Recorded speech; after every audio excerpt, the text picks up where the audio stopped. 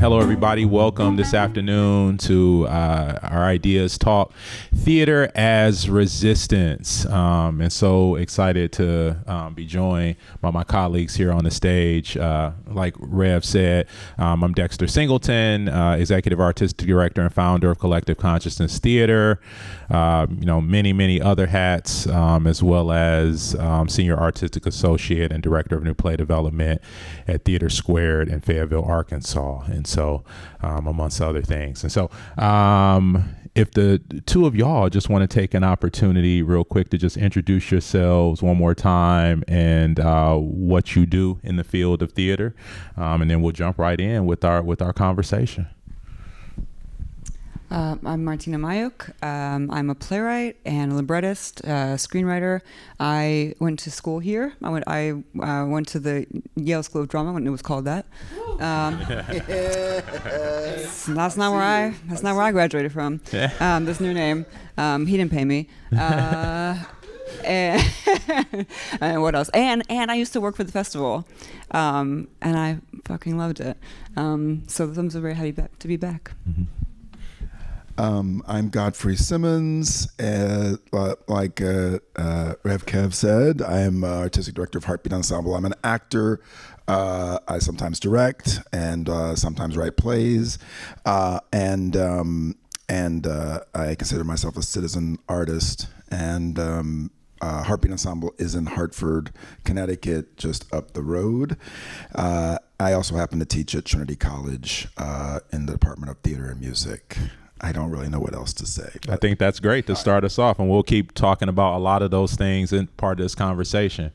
So to start us off, and we've been chatting a bit for the last, hour or so, just learning about each other and, already. And so some of those things that we started off talking about in the green room and here in the room, we'll also, bring back around for y'all this afternoon. But I want to start off with the title of our talk here, and what do the two of y'all see as theater as resistance? What does that mean to y'all? Theater as resistance. I don't know. Actually, no. When I think about the title Theater as Resistance, it's odd because it feels like the act of it is resistance. Like the act of doing it, like the doing the thing, making the thing, even if it's just a farce. Like you're in front of people live, telling hopefully the story of all of our lives. You're breathing the same air together. It's this ritual where we're hearing our stories back to each other. We're making kind of connections, ideally across cultures, across all the things that separate us. And so the idea of theater as resistance is kind of embedded in the act. I think how we get there and who gets us there is like an interesting question in terms of theater as resistance.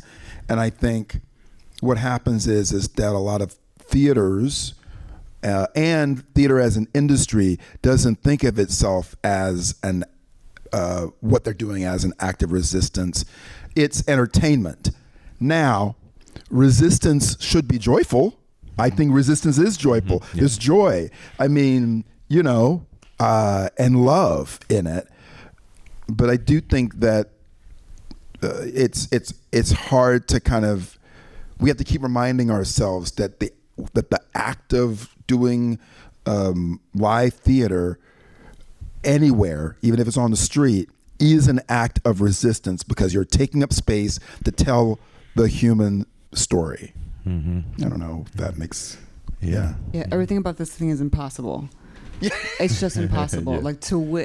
I think theater as resistance and theater in general is insisting on yourself, that you matter enough to take up space and have people commune with your finite human life. Everything about the making of it. You're literally watching us up here dying in front of you. We are watching you die in front of us. Like you are gifting us with your finite life. Actors gift us with their brain power and their memories to memorize words that we write in the middle of the night in our solitary rooms, to be performed with so much hope that someone's even going to show up in these seats, and all of us are doing it with like the breath of our present day.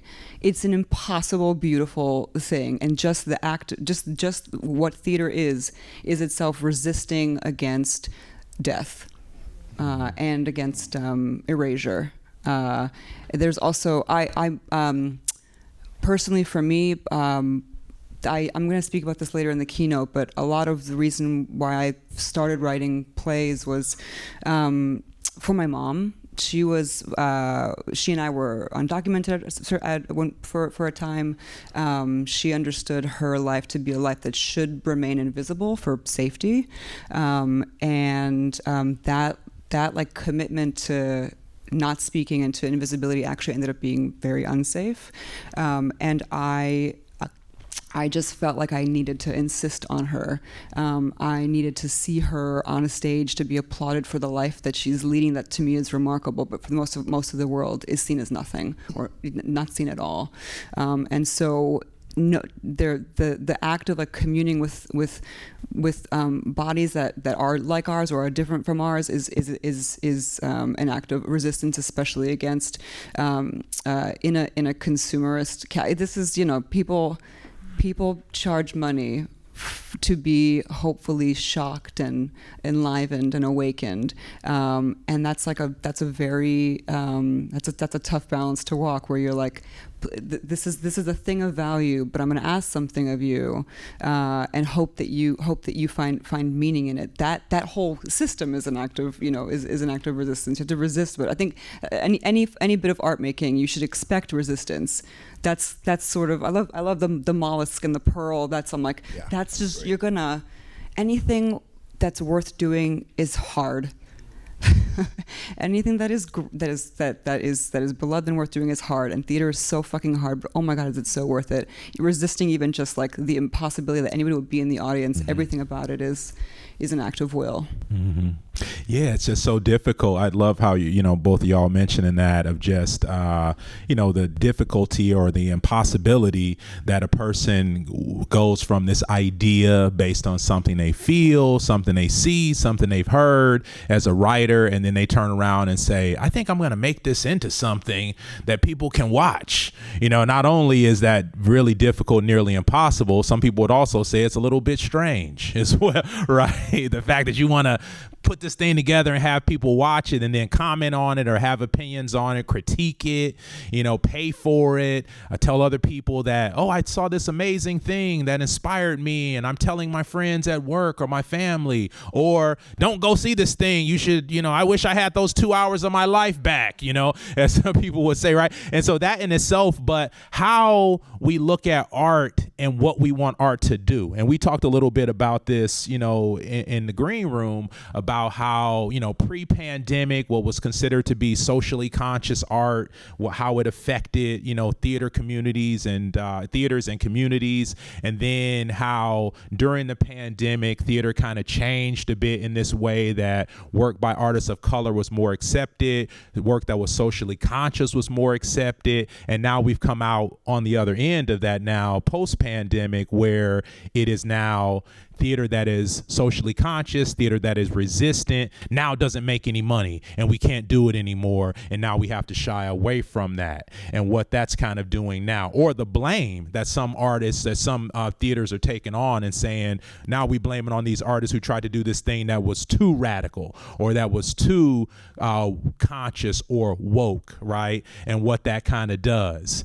And so, it's this weird spot where theater of resistance was kind of rolled under the radar. Then it was looked at as cool, and now it's kind of going to this place in the mainstream where sometimes it's not as cool as it was during the pandemic.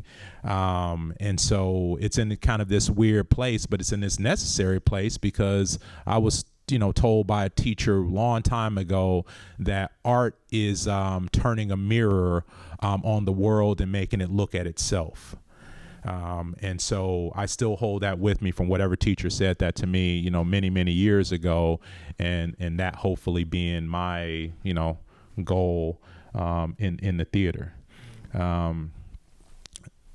So with that, continuing that a little bit in that vein of as both artists, right, and you talked about yourself as a citizen artist, right, and what that's for, and then your work as well, writing so much, as you mentioned a little bit about immigrants in America, right, and in itself just inherently conscious and socially conscious. Where do y'all feel right now about how socially conscious art is seen in mainstream entertainment, mainstream theater right now? I'm thinking about there was like a definition of feminism that it was like, feminism is the radical idea that women are people. And I feel like this is the same thing, where it's like socially conscious theater is the radical idea that anybody but white people are people. And so we have to define it this way, like anybody but like white men are people and deserve to like be there. I feel like, but when I first started writing plays, I tended to write about my family, my friends, and the like playwriting groups and classes were like, oh, you're writing about immigrants and poor people and women, and I was like, it's half of the population, but okay, women, and I was like, well, yeah, I'm writing about my family, but I understand, you're gonna see it that way, because not because of anything I've just inherited an art form and a cultural system where the gatekeepers have prioritized certain narratives that have certain people in them above the ones that I tend to, and so anything that is not that is considered othered.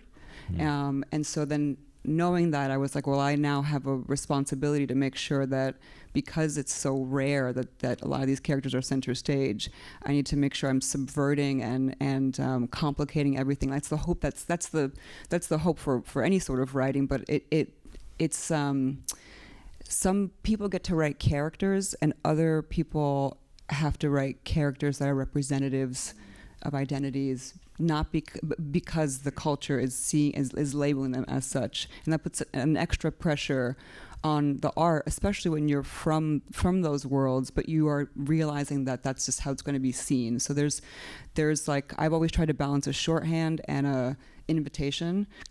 When I'm doing rewrites, when I'm in previews, I hope that somebody who is not from the world that I've put on stage feels welcome in the world, but at the same time, I hope somebody from my high school would not think less of me for pandering to the audience, and that both of those like worlds are balanced. Otherwise, we're going to get into a weird place of theater as education about how it's like, it's and you know what I mean? Like, it's like it is entertainment. It is a provocation. But I've seen a lot of dead plays. I've seen a lot of dead theater that is trying to like underline its politics and like get something right, that doesn't give me the ugly, complicated beauty mess of being a human that also happens to be XYZ identity in the world. Mm-hmm. That didn't answer your question at all, but I just went in a whole other place. Oh, that's great. That's awesome. I mean, yeah, I love what you were talking about, Martyna. I mean, like, it's I began to think about how as bodies in the space, I'm really conscious and aware of like bodies in space, and as an actor, maybe that's me, an actor, but like what they represent what happens when you walk in the room, like, changes everything. And I think, thinking about as an actor, when I walk in a room, people see a thing and they expect a certain thing. And and it'll change depending on how I'm dressed, right? It depends on, like, I'm dressed today, I'm like, yeah, borderline distinguished. Another day, I'm like, I'm like the taxi driver, right? Another day, I'm like, you know what I'm saying?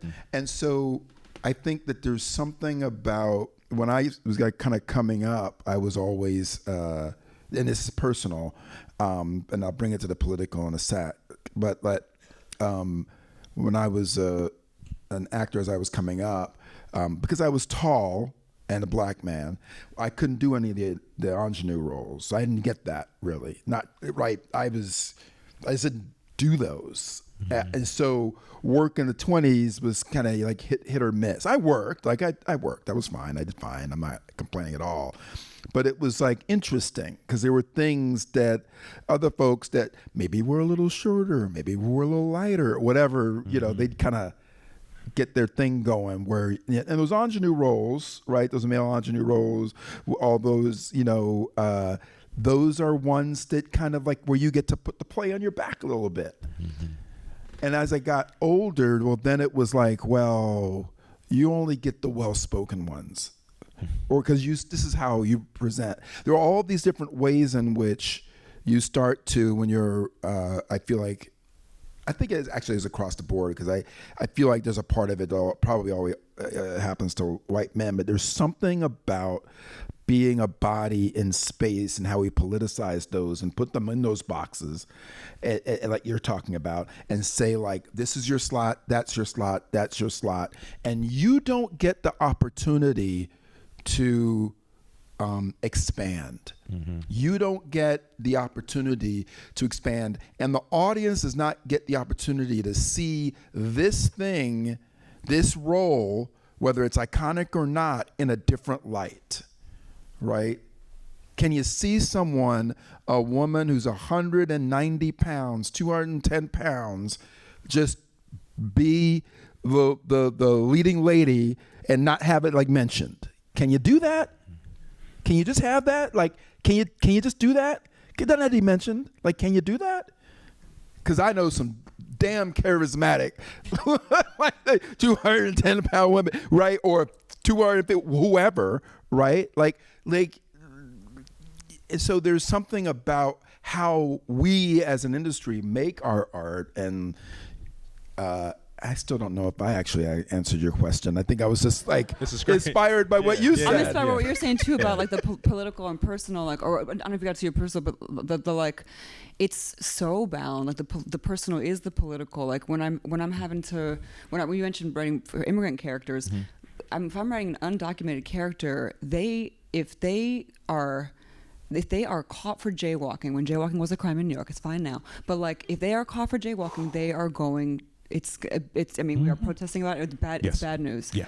That is just like a fact of their life that has to do with a policy that was made by people that most likely have had no life experience similar to theirs. But that is a political thing. That is a personal aspect of that person's life. They cannot go. They cannot get a driver's license. They cannot get financial aid. They can't. Like there's all these things that like they have inherited and are part of their given circumstances that are political. Like you said, like a body walks into a room and it arrives with a history of all of the things that have been done to that body over all of time. Mm-hmm. And what is that relationship with the character that person is playing, and how do you make sure that you are seeing both actor and character and not erasing either of them?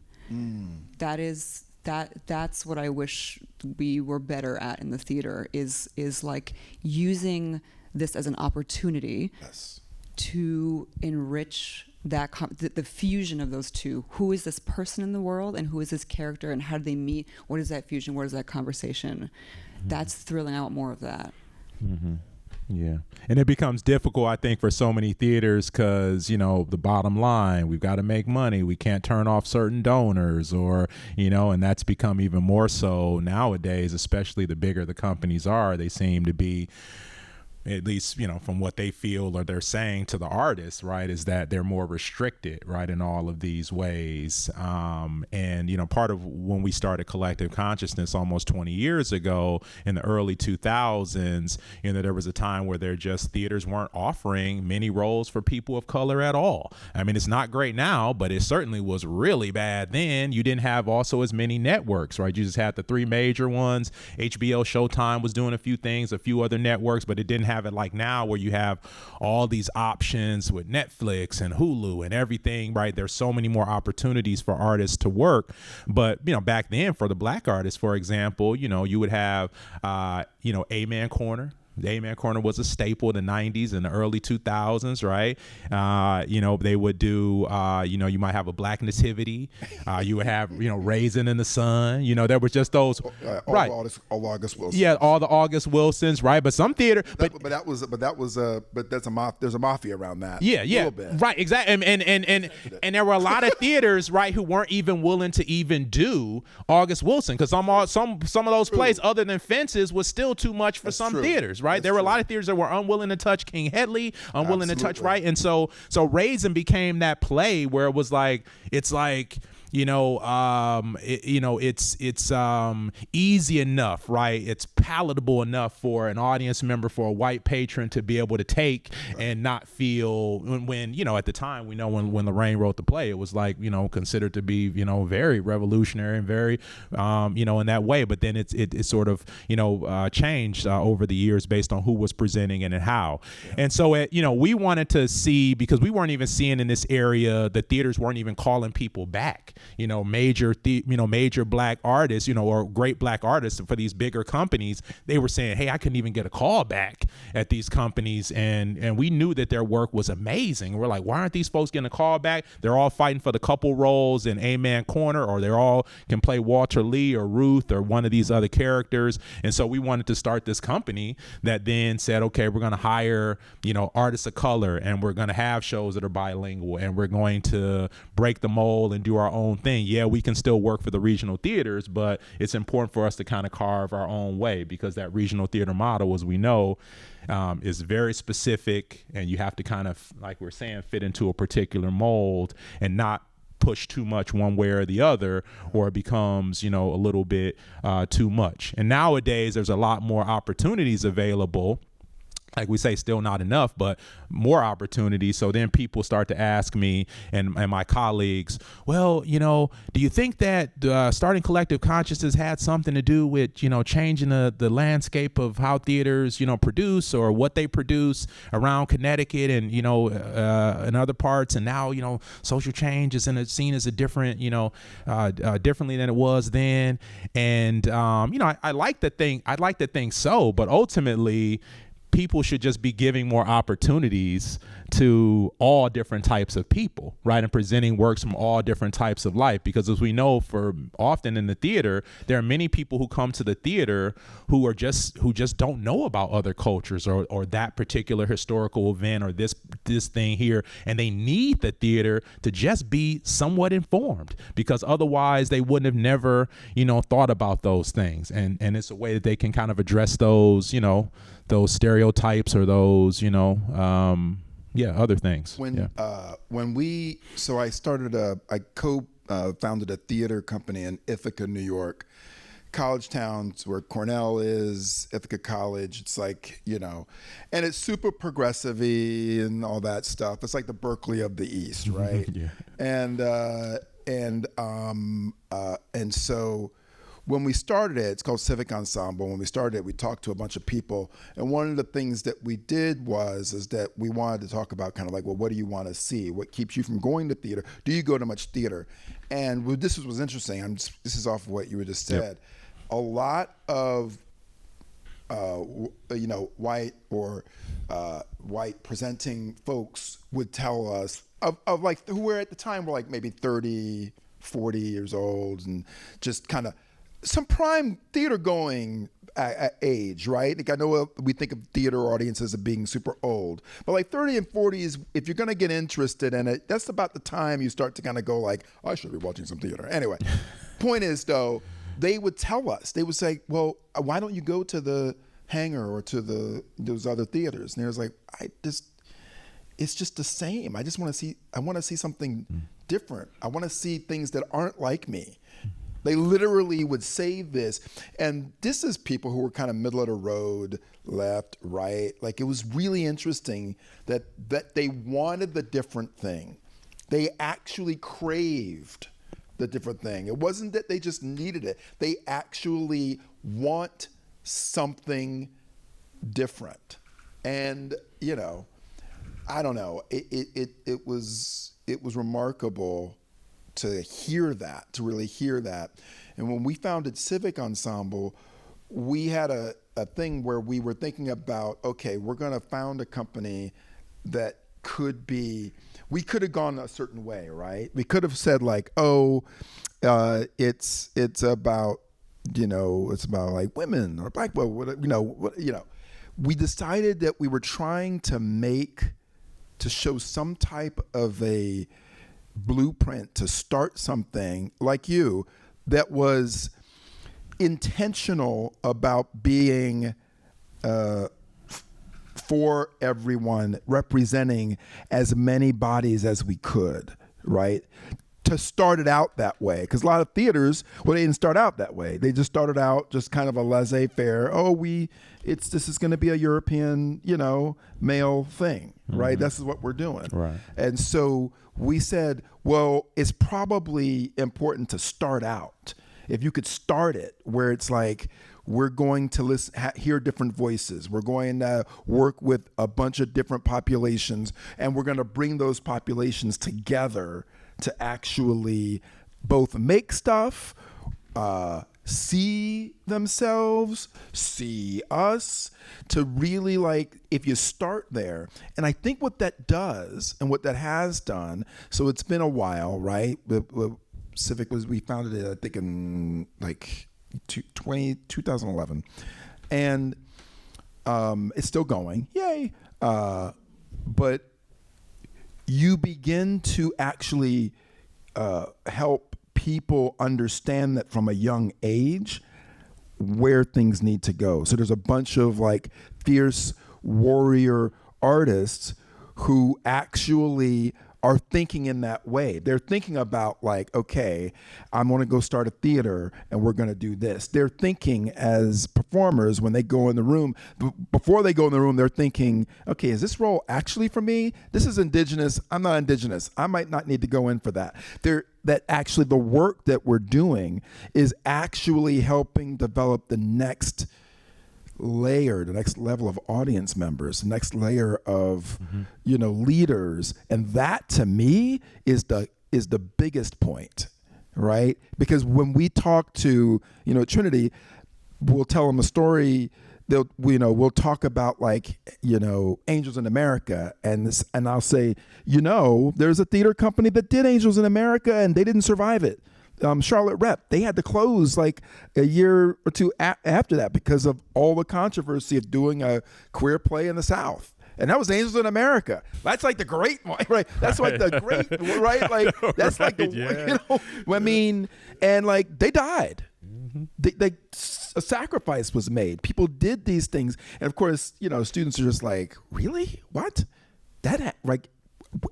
They kind of just like, wait, are you serious? And then they go down the road and look at some other ones or whatever. But I think that's that next generation, that next layer, that by this kind of work, we begin to seed like how we move forward. So even if those companies are moving backward and they're like,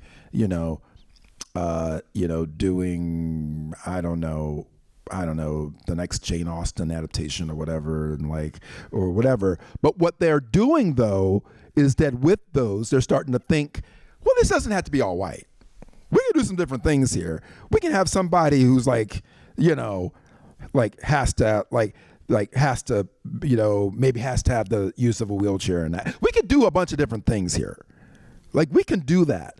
And I see them thinking it. I can see them, like their brain, like their ideas and their actions changing from when we were younger. It's amazing to see, and I think it's happening. Wow, I talked for a long time. That's great. Do you have? That makes me think. So you're talking about like a lot of the administrative and like the creation and the casting and like the on the ground. I'm thinking about the writing that like any story, any play, whatever, any sort of a piece of writing that is like sexist or classist or ableist or ageist or whatever, it's just bad writing. Yeah. It's just like unnuanced writing. It's bad writing. And so is like, I think when you said the word woke, and all of a sudden everyone's, oh, it's like such a thing. Because I think we're like, oh my God, I can talk about it. Right, it's like, it's often bad writing. You can be nuanced, you can be deep. And then it's somehow like that's not what people associate like a woke piece of theater with. They assume a woke piece of theater is like vegetables, and like there's a resistance there's like to an audience because it talks down to them. It's saying we're all here and we all think the same things, and like pat your good job, like now we've and that's just feels, there's no back and forth, it feels empty, and it feels like you've already processed it, and there's nothing new and exciting and thrilling to discover. It's like it's committing to complicating narratives and characters because it's better for the writing and more truthful for the human experience, will also potentially yield something that is not classist, racist, or like wokeist. I don't know. This is now, but it's like this feeling of like, it's fine. I know what this is, and I agree with it. But there's nothing exciting and new for me here. And that's also similar. You talk about the next generation. Like it's us who are making, it's us who are writing. It's the next generation who will write. It's this like battle cry to like be more complicated, because humans are fucking complicated. Humans are complicated in general, and they are also happen to be XYZ identity. Those things confuse, and I think make our narratives more thrilling, which encourages people to come. To come to the theater. If there's something that feels like it's speaking in a way that it hasn't been spoken before, and people are responding to it. There's an aliveness to a piece of art that's going to draw the people into the audience. That's what's going to keep this thing alive. Is if it has something to offer, if it's generous, if it is of use in some way to us. And I agree with that. There's been times where theater that's been socially conscious has sometimes by mainstream theater been considered to be less professional, or not as strong, right, as sort of the mainstream writers or this or that, and we've battled that a lot of times, where people say, oh, because you guys work with community, that's more like community theater stuff, right? Because we work with people in the community, when in fact, right, so many theaters that are taking state money, that are getting money, and they're claiming that they're open to the community, when there are so many theaters that aren't. They're hiring everybody from outside the city or the state. They're casting everybody from New York. They're trying to get notice from New York to try to move productions or get co-pros in other places, right? So they become this building that, even though they might be producing critically acclaimed theater that might be winning awards, it isn't community oriented. People don't know about it. You go in 1 or 2 blocks in any direction. Nobody can tell you where the theater is, or never heard of it in some cases, right? So sometimes mainstream theater can sometimes think it's doing more than what it really is, right? When in fact there's work like we're doing, that's in the communities, that's working with people, but for some reason that's just not seen as the same thing, when it's work that's going right to the people, right, and working with them. And for me, it's always about the truth, right, of it, right? Great writing, but also the truth of it, and do people see themselves on stage, or relatable relationships? And those for me have been the most powerful, when when somebody goes, man, that's like my mom, or that's like my brother, or that was like, my neighbor, and that power of that and building with community. I think theaters need to be really more like community centers. I've always said this, where everybody's welcome. There's events for people all day long throughout the year, and people can feel welcome whether you're young, old, you have money, don't have it, because if you're a nonprofit in the community, you should be open to the community, and people should all feel welcome whether you have money or not. So with that, what do you think, before we open it up to questions from y'all in a couple minutes, what do you think that the theater needs to do to be more relevant in the future? Because also we're at this point where there's never been a ton of people that have gone to the theater. I think it's still around 20% or something like that in most places where people are attending the theater, maybe less. And what do you think we need to do as theater artists and leaders for the future of the theater, that the theater needs to do right now to become more relevant? I don't know if there's a way to. So this is like, I think we always say, like, how do we make things more affordable so that people can actually access these tickets? It's such a rarefied.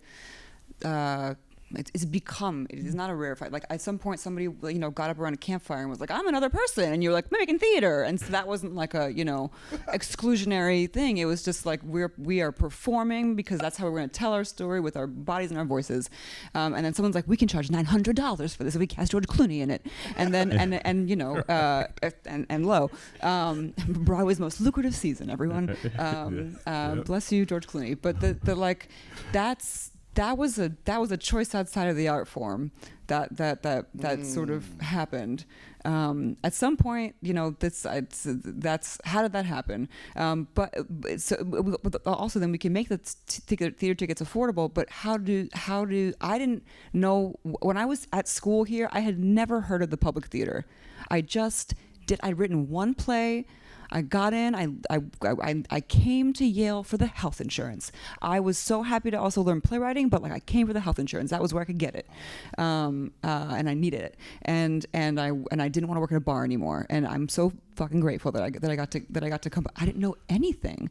I saw theater for the first time when I was 18 because on a total whim. So like how do also, and actually the reason why it took so long was because I grew up in Newark. It's right across the water. We watched the towers fall from our school window. That's how close we are to New York City. And I would pass by Broadway and I was like, this is not for me. These are the other people here dressed nicely and with families, and this is not for me. So I was like, well, I guess I'll stay away. I didn't get a sense that this was, that there's an invitation to me. So how can it be? How can theater be something that is like when you say relevance, just desired and welcoming, whether that be to make tickets affordable, to make it to make it cool, to make it feel like it has something to offer us, because I think we've been let down by movies, we've been let down by books, but when you're let down by theater, oh, it's so bad. There's something about being like, why do we get so mad at theater? Oh, I know why. I read this article many, many years ago. I don't remember what it was about, but it talked about the 3 times we're most happiest as human beings. 1 was sex, 2 I don't remember, and 3 was the moment the curtain or the lights go down in the theater, live theater specifically. And I think we have this anticipation of maybe this will change my life. Maybe this will be the thing. And we come at it with this huge hope and our finite lives and our limited resources, and we're sitting there in the dark, and then when it doesn't, in the first 5 minutes, we're trapped. We are trapped in this box, and we get the fuck out of here. We gotta stop letting people down. I don't know. Let's keep on talking. We just gotta stop letting people down, make better art, and let people be able to afford it. That's right. That reminds me. That's years ago. This was more than 20 years ago. It was at a production of Extremities, which we also used to see more productions of that, years ago. And it was like intermission, and I went outside, and there was this guy standing outside. He was being a bit dramatic, but true based on the production. Is that he was standing outside. He was smoking a cigarette. He standing outside. He's going, "Please God, I wish I could get these 2 hours of my life back." Right? That once a right, week. Because once a week I say that. Right, because it let whatever it was, it let him down. He had this big expectation that this play was going to do this thing, and I think that's where like music, for example, live music has this thing, because when people go to, like, let's say we're going to take the one of the biggest stars in the world, right, Beyonce, and say when people go to like this whole Cowboy Carter tour, and like people they're like waiting for months, and they like have their outfit and they post all this stuff, fly across the country. In my room as I'm getting ready, I'm gonna post my pictures of my outfit, and I'm going to the concert, and it's like this anticipated thing for so long. I get there and I fly across the country, I get all this stuff, I spend all this money, and it's like this thing, I have to be there. I have to be there right now to see her, to say that I saw it, because it's gonna be life changing, or it's gonna be something that's so inspirational to everyone else. And it's like, live performance is that, but it's like, can the theater be that as well? But something, right? but the Beyonce thing though, that's about belonging too, right? Yeah. Mm-hmm. There's a community around that. Mm-hmm. And I think that's a part of the piece that's missing for theater is the community around it. Okay. Because so it's different, right? Yeah. Jazz, Yeah. Jazz, like you said, live music, it's different in jazz. But I'll tell you though, that there's a jazz community though. Like that's a community. It is really finite. It's very small. But if you're in it and and you start to know cats, because jazz musicians, they're approachable, right? I mean, they're just they go in there, they do their thing or whatever, and then they leave, they go over, they're at the bars, smoke or whatever, doing whatever you can do, right? You can't smoke in there, Right, yeah. but back in the day, but it's the community building though. Mm-hmm. Do you know what I'm saying? Oh, yeah. Somebody was telling me that they were at a post-show conversation around, what was the play? It was on Broadway. It's on Broadway, maybe. Oh God! And it came from England, and they said, Sunset Boulevard, the recent production. Yeah. And so they were doing a post-show conversation, and someone said, "How many of you have been to this more than once?" And half the audience's hands shot up. How many of you saw it actually in England? A third of the hands went up. So these people went over there, they saw it, they came back and saw it on Broadway, and then they came back again to see it on Broadway, and you're like, we're building communities around things, and I don't know that there's an actual thought about that in programming, right? What are the things that are going to actually build community around what you're programming? Talking about Beyonce talking about Sunset Boulevard, which I don't remember. I'm sorry. Maybe sorry. Different panel discussion. Right. But all this jazz, I'm those do things to people's bodies. Yes. You are doing something to a body in space that we are sharing, and there's a promise. That's the being of use. There's some bit of a promise that you're gonna feel a little bit more alive in some way, and there's many ways to feel pleasure in the theater. You can be scared. You can be made to laugh. People love going to go into a comedy, and they also love an event, something to look forward to. I think there's also with Beyonce or with Sunset Boulevard, you're you kind of know the music. That there's which can also be kind of dangerous in the theater when you're I don't want to go see anything new because I don't know if it's going to be worth the huge amount of money, time, resources that it's going to take for me to experience something new. So being braver with your resources in the theater is a lot more. It's costly, and then you also want to kill yourself because you're please make this end when it's terrible. So, but that's something that we don't talk about enough is do something to people's bodies. Yes. Just shake them up, touch do something. There's some contract, some pact, some energy that gets moved between the living people that are up here for them, with them, and make something together. Right. You feel included in a concert. Yeah, you make feel them included move. in jazz. Yeah, make them move like what to send up when it goes down, right? Like you got to move, right? Okay, we're gonna go over here now. We're gonna, you know what I mean? All of that. Tell us what's next for y'all. What are the next projects that you're working on that people can, take a look at, now or the next couple months or next season? Well, we're actually, Heartbeat Ensemble has a piece called Woodhull Beecher that's about the kind of like this battle between Victoria Woodhull and Reverend Henry Beecher.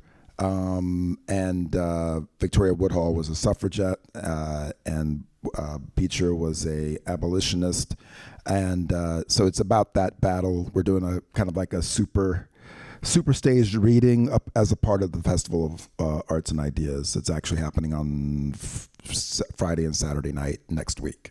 Okay, great, thank you. I've got a play of mine called Queens. That's about a group of immigrant women, 2 generations of immigrant women that all moved to the same illegal basement apartment in Queens. I'm doing a new production of a new version of that play this fall. And this spring, I have a librettist. That's what happened at Manhattan Theater Club. And then I have a musical of Girl Interrupted in the spring. And then my musical of The Great Gatsby with Florence Welch doing music. It will be in London. And I have a film coming out called Preparation for the Next Life. Yeah. And other things. yeah, great. And I'll just briefly mention Collective Consciousness Theater. We're preparing for next season. We have some people here who are been coming to our theater for a long time.